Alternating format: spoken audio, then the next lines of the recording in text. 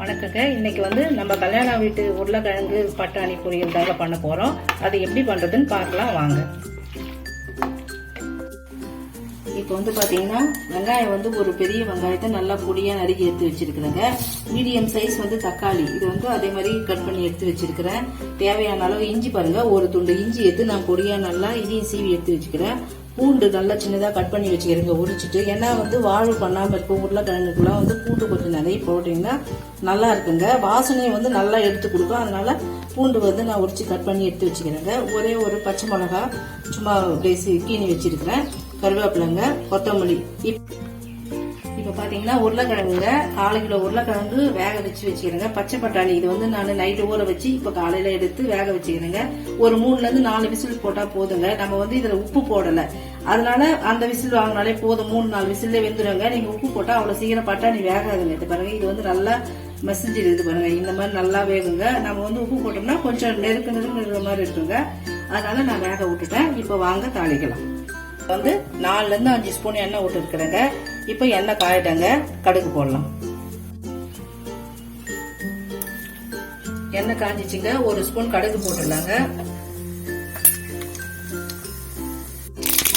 கடுகு போட்டுச்சுங்க. சும்மா வாசனைக்கு ஒரு 1/2 ஸ்பூன் சோம்பு போட்டுடலாங்க.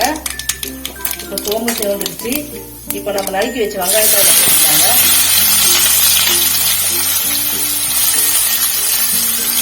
இப்ப பச்சை மிளகாயும் போட்டுடலாங்க. கருவேப்பிலையும் போட்டுடலாம். இப்ப இது கொஞ்சம் வதக்கலாங்க. ஒரு 2 வதக்கு வதக்கிட்டு அதுக்கப்புறமா நம்ம பூண்டு இஞ்சி போடலாங்க. இப்ப பாத்தீங்கன்னா வெங்காயம் கொஞ்சம் செவந்துருக்கு பாருங்க. இந்த மாதிரி பாதி செவந்தா போதுங்க. இப்ப நம்ம நறுக்கி வச்ச பூண்டு, இந்த நறுக்கி வச்ச பூண்டு இதுல போட்டுடலாங்க. இஞ்சியும் போட்டுடலாம். இந்த இஞ்சி அதுல நல்லா போட்டு கொஞ்ச நேரம் வதக்கலாங்க.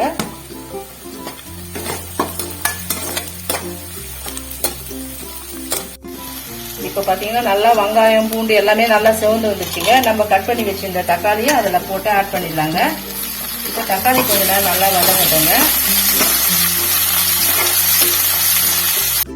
இப்போ நல்லா வதங்கிச்சுங்க. தக்காளியும் போட்டு நல்லா வந்துச்சு பாருங்க. இப்போ இது கூட ஒரு 1/4 ஸ்பூன் மஞ்சள் பொடி போட்டுடலாங்க. ஒரு 1/4 ஸ்பூன் கரம் மசாலாங்க. நல்லா வாசனையா இருக்கும். அதனால ஒரு 1/4 ஸ்பூன் கரம் மசாலா இதுல போட்டுடலாங்க. இப்போ தேவையான அளவு உப்பு சேர்த்துக்கலாங்க. அதுலயே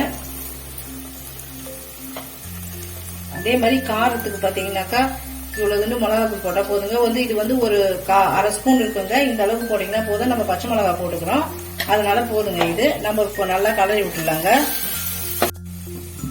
நான் பார்த்தா சாம்பார் பொடி தாங்க போட்டுக்கிறேன். நான் சாதாரணமா வீட்டுல யூஸ் பண்றேன் சாம்பார் பொடி தான் அதுக்கு போட்டுக்கிறேன். இது கூட 1 ஸ்பூன் தயிர் விட்டுடலாங்க.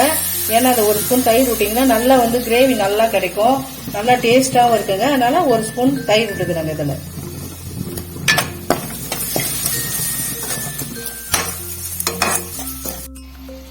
இது கூட இப்ப வேக வச்சு அரிஞ்சு வச்சுட்டு உருளைக்கிழங்கு பட்டாணி எடுத்து இதுல ஆட் பண்ணிடலாங்க.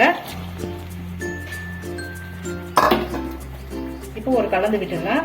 கொஞ்ச நேரத்துல இது நல்லா சுண்டி வந்துடுங்க. இப்போ நான் மீடியம் சைஸ் தீரை தாங்க வச்சிருக்கிறேன்.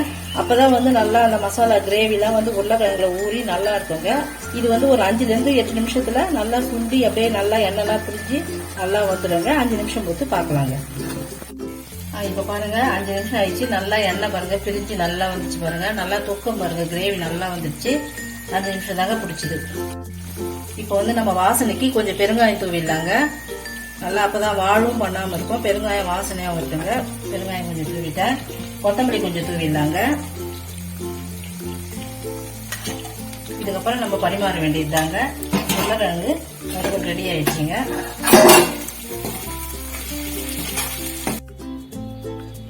இப்போ நல்ல ருசியான உருளைக்கிழங்கு பட்டாணி வறுவல் ரெடி ஆயிடுச்சுங்க. இதே மாதிரி நீங்களும் உங்க வீட்டுல செஞ்சு ட்ரை பண்ணி பாருங்க.